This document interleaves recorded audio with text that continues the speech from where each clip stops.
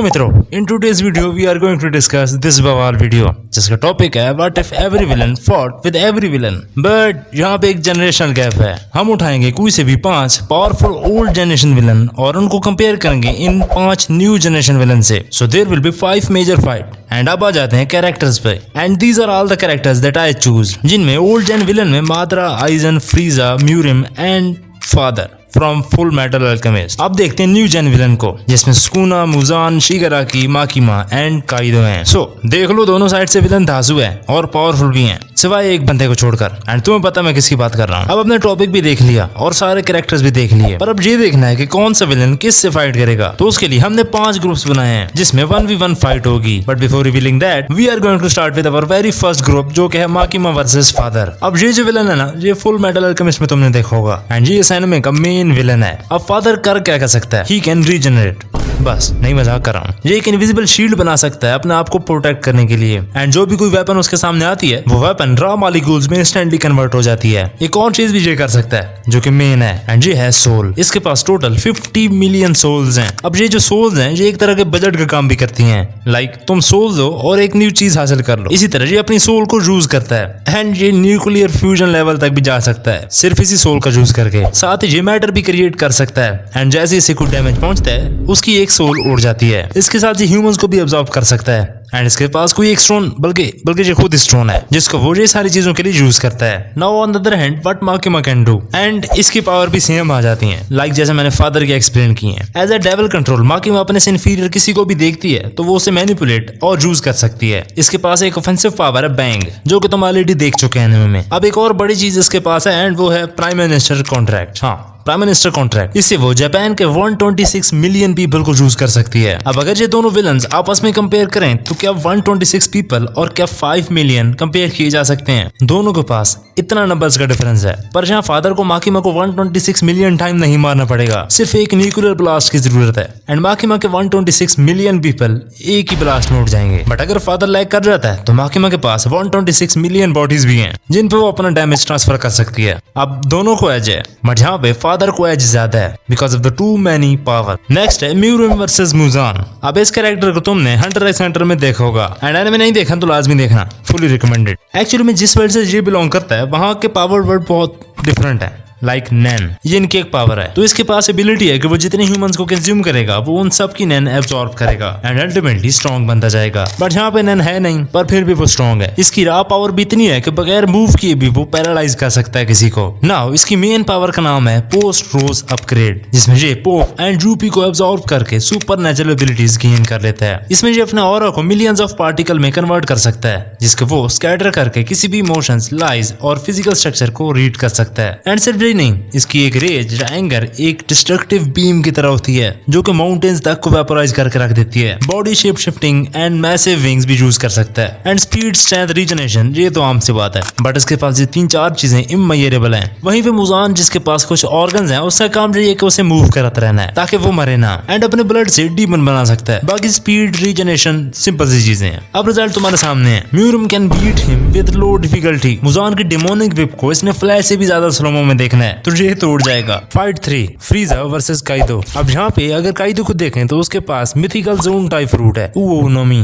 जो कि उसे एक्चुअल ड्रैगन में चेंज कर देता है। This gives him 3 form, human form, hybrid form and full dragon form. अब काइदो ड्रैगन फॉर्म में उठ सकता है, जो कि उसे एयर एंड ग्राउंड फील्ड दोनों में एडवांटेज देती है। इसके बाद इसकी क्लोज अप फाइटिंग भी तगड़ी है, लाइक वो एक जायंट सा है, तो अपना जितना दूर भी क्यों ना हो, उसे हिट करेगा ही करेगा। कनाबो, उसका टूल वेपन, जो कि वो अपनी ह्यूमन फॉर्म में लेकर फिरता है। एंड इसकी स्ट्रेंथ तुम इस वीडियो में देख रहे हो। एयर एंड फायर ब्लास्ट काइदो के लिए कोई बड़ी चीज नहीं है, ऑफ कोर्स ये भी पावरफुल होते हैं। बाकी अपनी तीनों हाकीज के साथ काइदो और भी ज्यादा स्ट्रॉन्ग बन जाता है, एंड इन तीनों हाकीज का एडवांटेज तुम्हें अच्छी तरह से पता है। अटैक को सेंस कर सकता है, बॉडी एक्सट्रीम हार्ड हो जाती है, एंड लास्ट वाली नॉकआउट करने के लिए। बाकी इनसे भी बड़ी चीज अगर कोई है, तो वो है काइदो की ड्यूरेबिलिटी। ये इसका सिग्नेचर मूव है, I mean signature power. Like sky से गिरने के बाद भी ये बच गया था, सो इसकी ड्यूरेबिलिटी पीक लेवल पे है। वीकनेस इसकी यही है कि ये स्ट्रेटेजिकली मूव नहीं करता, ही fights on instinct and raw power. वहीं फ्रीजा इससे भी पावरफुल है, वो एक प्योर एलियन है। इसकी फर्स्ट, सेकंड, थर्ड फॉर्म सारी तबाही मचाती हैं, and फ्रीजा can literally destroy the entire planet. Beam attack,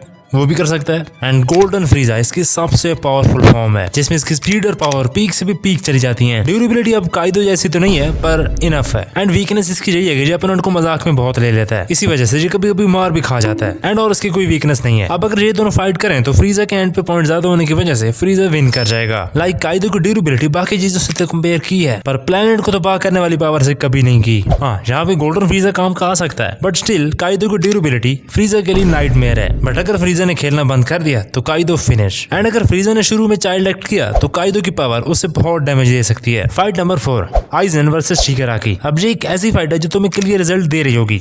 and yes, ऐसा ही है। आइजन की बहुत सारी पावर्स एंड एबिलिटीज पावरफुल हैं। लाइक तुम इसकी मेन पावर को देख लो, क्योकुजुत्सु। ये इसकी मेन वेपन है and this is extremely terrifying क्योंकि इसमें आइजन इताची बन जाता है। हाँ, वो अपोनेंट को दिखाता है कि तुम जीत रहे हो पर नहीं, वो असल में आइजन के प्लान के बिल्कुल अंदर होते हैं। एंड जब वो रियलाइज करते हैं वो ऑलरेडी खत्म हो चुके होते हैं। इसके बाद आइजन अपनी बॉडी को फ्यूज कर सकता है हॉलो और शिनिगामी के साथ, जिससे उसको और भी ज्यादा एज मिल जाता है। रीजनरेशन, स्पीड, स्ट्रेंथ, कीडो, ये सारी एबिलिटीज टॉप नॉच हैं। एंड इसके सामने कौन है? शिगाराकी। हाँ, पावरफुल है बट ये नहीं कह रहा कि पावरफुल नहीं है, पावरफुल बहुत ज्यादा है। पर न्यू जेन एनिमे के विलन कहाँ टिक पाते हैं इनके आगे। शिगाराकी की मेन पावर है डीके। मेनली यही है, ये टच करता है और आदमी मर जाता है, ऐसे थैनोस की तरह। साथ ये अपनी बॉडी को बियॉन्ड द लिमिट्स भी लेके नहीं जा सकता।